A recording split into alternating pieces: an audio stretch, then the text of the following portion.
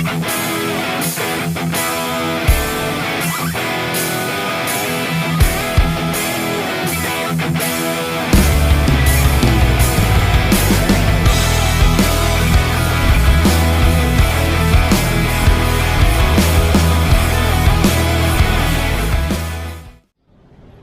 guys!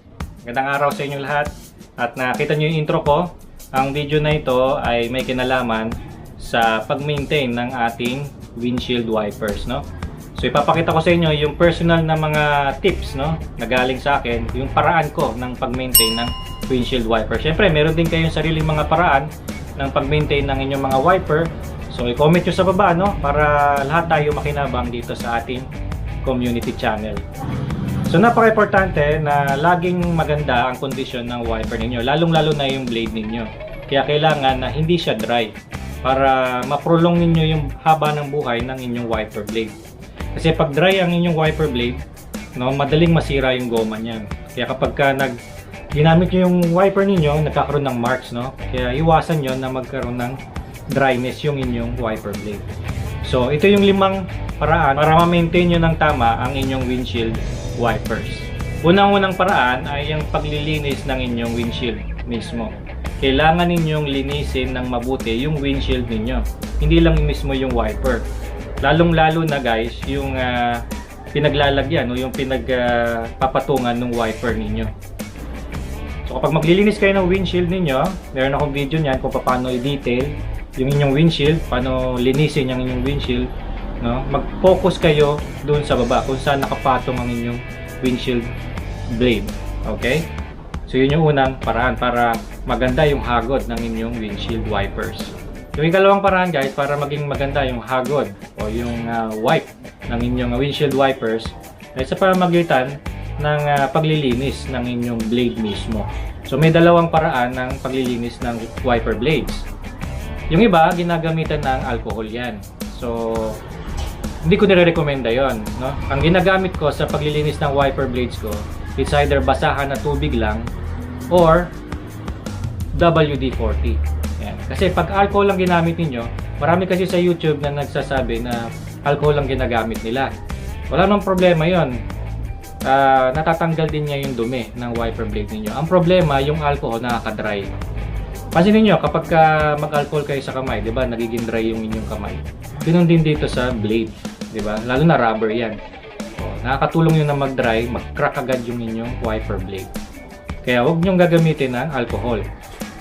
Ang gamitin niyo, instead na alcohol, basang-basahan na lang.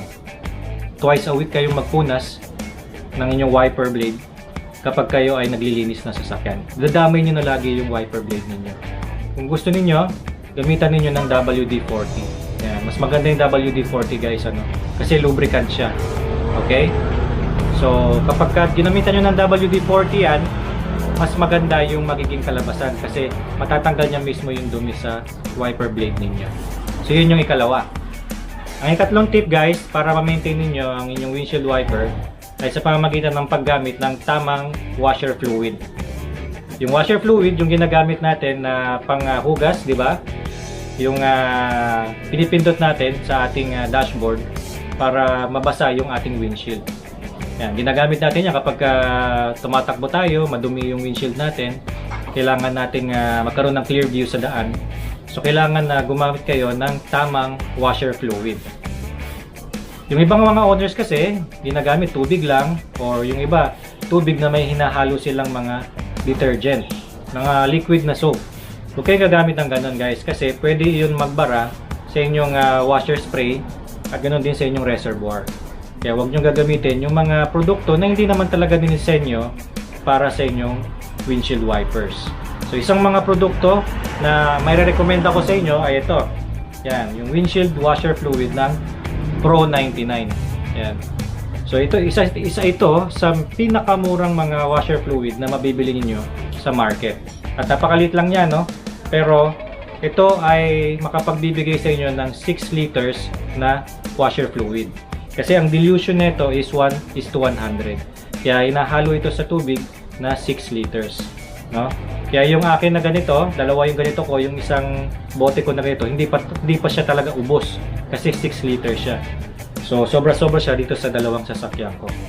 Kaya ito isa sa mga magagandang mga produkto na pwede nyong i-avail. Hindi ako paid ng Pro 99. Ito lang isa sa mga produkto na ginagamit ko para sa aking mga wipers. Okay guys? Yung pangapat na tip na ibibigay ko sa inyo guys ay yung huwag ninyong hahayaan na nakataas yung wiper ninyo overnight. So may mga owners, car owners na habit nila na tinataas nila yung kanilang wipers kapag nakapark or kapag nakapark ang kanilang sasakyan sa initan, no? Sa labas. Ang dahilan nila para daw hindi masira yung wiper blade nila. Kasi pagka naarawan nga naman, magka-crack, ano? Magiging dry yung kanilang wiper blade. Totoo yun. Pero kapag ka ginawa nyo yun, may mas masisira na mas mahal. Ano yun? Yung spring ng inyong wiper. So, pakita ko sa inyo. Ito yung spring ng inyong wiper blade. Kapag ka iniwan nyo yan ng maraming oras na nakataas ang inyong wiper, mababawasan ng tension yan. Kapag nabawasan ng tension yan, no, yung wiper blade ay hindi didikit na husto sa inyong windshield. Mababawasan ang quality ng paghagod nito kapag nagwa-wiper kayo. Okay guys? So, iwasan ninyo na itaas yung inyong wiper kapag sa matagal na panahon, kapag nakapark kayo. Siguro kapag nagka-car wash kayo, itataas nyo yung wiper ninyo, okay lang yun. Kasi saglit lang naman. No? Kaya mas mahal yung spring na yun kaysa dun sa wiper blade. Okay? Mas malaking trabaho pa yun. Anyway, ang wiper blade din naman talagang papalitan nyo yan. No? Hindi naman yan talaga permanenteng parts ng inyong wiper. Kaya itaas nyo man yan o hindi, mag-worn out yan. No?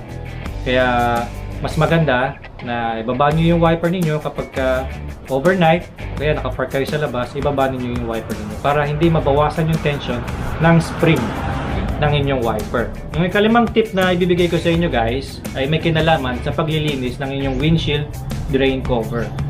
May video ako niyan guys kung paano ilinisin yung windshield drain cover. Pakisuyo na pakiclick yung link na yan sa ating description sa ating cards. So kung makikita nyo ang windshield ninyo, meron niyang mga rubber seals, no? Kaya kapag umuulan, yung tubig dumidiretso doon sa drain na yon at papunta sa baba, sa labas ng inyong sasakyan.